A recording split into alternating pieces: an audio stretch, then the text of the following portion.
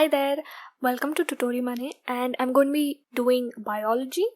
So today let's start with the chapter 1, that is reproduction in organisms. So let's see, first of all, what is reproduction? Here I have completely put everything in sentences, and here you can take my presentation and make as your notes and write it in your exams or tests because I have included every important thing.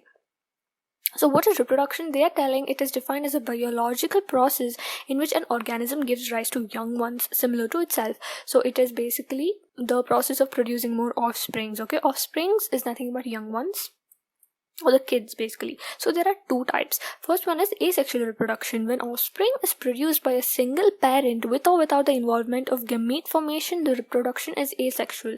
So if a single parent is involved without the involvement of gamete formation, what's a gamete? Basically in humans we have like egg or ovum in the females and sperms from the males. This is known as gamete, and in asexual reproduction this formation will not be necessary and its involvement is also not there. Okay, let's see what's the second type. It is sexual reproduction. So when two parents of the opposite sex participate in the reproductive process and also involve fusion of male and female gametes. So here two parents are required because the male and the female gametes has to come from two different individuals. So let's move on. So let's first learn something more about asexual reproduction. So in this method, a single individual or a parent is capable of producing offspring. As a result, the offspring that are produced are not only identical to one another, but they are also exact copies of the parents. So since only a single parent is involved, what happens is that there is no different DNAs or genes mixing up, so the offspring that is produced is exactly identical to their parent, and they're also known as clone. Okay, the word clone is used here because they are morphologically and genetically similar, so externally and internally similar to their parents. So here is an example of amoeba, and the first one here see is parent, and the parent itself gets divided into two daughter cells. Okay, it's called daughter cells, and they grow individually and become two adult cells. Okay, let's see. So asexual reproduction is common among single cell organisms. Okay, and in plants and animals with relatively simple organizations. Simple organizations is basically the organism must not have a complex genetics or body features. Okay, and remember, it is common only among single cell organisms. So next, many single cell organisms reproduce by binary fission, where a cell divides into two halves and each rapidly grows into an adult. Example, amoeba. We just saw amoeba, right? What happened? The parent itself is getting divided into two daughter cells. So it's not like parent, like in humans we have the parent and the kids are separate individuals, but here what happens by binary fission, the parent itself gets divided into two daughter cells. That's also seen in paramecium. Okay, now in yeast what happens, the division is unequal and small buds are produced that remain attached initially to the parent cell, which eventually gets separated and mature into new yeast.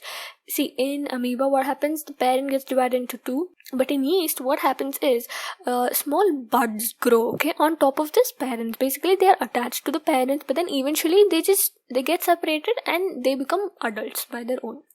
And simple plants such as algae reproduce through special asexual reproductive structures. So let's see what these reproductive structures are. Until now we learned that single cell organisms can reproduce by asexual reproduction. We learned what is binary fission, it's seen in amoeba. We learned in yeast it is by formation of buds, and let's see in algae. So most common of these structures are zoospores that usually are microscopic. Motile structures. Other common asexual reproductive structures are conidia and penicillium, buds in hydra, gemmules and sponge. So we just learned that in yeast what happens, special reproductive structures itself grow, okay, and they are called zoospores that are very very small, but they are motile. Motile means what, they can move from one place to another on their own. So similarly these are seen in penicillium, hydra and sponge. So here are some pictures. The first one, zoospores, is in yeast, conidia is in penicillium, buds is from hydra, and gemmules is from sponges. So next, in plants, the term vegetative propagation is frequently used referring to asexual reproduction. So asexual reproduction is basically referred in animals, okay, but in plants, the same word is replaced by vegetative reproduction. And in plants, the units of vegetative propagation such as runner, rhizome, sucker, tuber, offset, bulb are all capable of giving rise to new offspring. These structures are called vegetative propagules. So the reproduction process is known as vegetative reproduction, but these structures are vegetative propagules. Let's see some of these structures. Okay, first one is eyes in potato, and second one is bulbil of agave, and third one is offset. So offset is in this plant called water hyacinth. Okay, let's learn a little bit about this.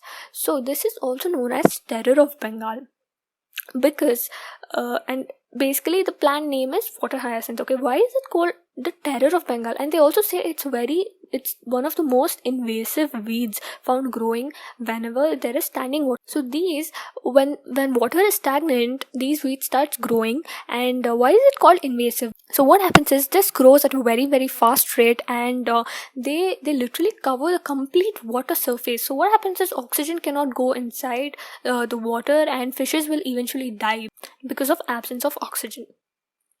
Next, let's learn about sexual reproduction.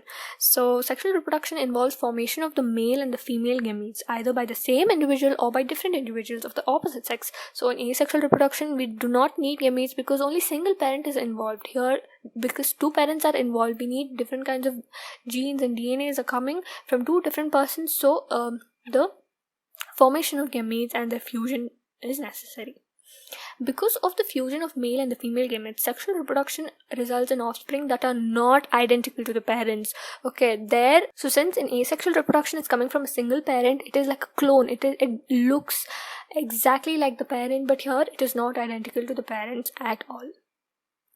So all organisms have to reach a certain stage of growth and maturity in their life before they can reproduce sexually. Okay, that period of growth is called juvenile phase and is known as vegetative phase in plants. So like in humans, we also have to reach a certain age, right, which will mark that we are mature, and from then we can start reproducing sexually. The same way it is in all the organisms, and that period of growth is known as juvenile phase, and in plants it's known as vegetative phase.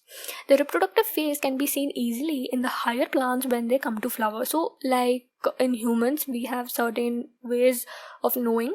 In plants, when the flower comes out, that means it's a sign that it is ready to start reproducing, because only after the flower comes we get the fruits, right? The females of placental mammals exhibit cyclical changes in the activities of ovaries as well as hormones during the reproductive phase. What females of mammals means, all the females, they experience a cycle. Like in humans, we have menstrual cycles every month that marks that the egg or the ovum is being produced, and the female is capable of reproducing. So same way, this cycle in humans is known as menstrual cycle, but in non-primates it's known as estrous cycle. So events in sexual reproduction. So this is like a process, right? So let's see what happens. So sexual reproduction is characterized by the fusion or the fertilization of the male and the female gametes, and it forms zygote, and later embryogenesis happens. Okay, so when the male and the female gametes come together, it forms a structure called zygote, which then by cell division and cell differentiation, it gets converted into embryo, and that process is known as embryogenesis. We'll learn about this in the coming video. So it is grouped into three distinct stages, namely pre-fertilization, fertilization, and the post-fertilization events. Okay, this is a topic of its own, so I'm going to be continuing this in the next video, and thank you for watching with TutoriMane. Keep learning.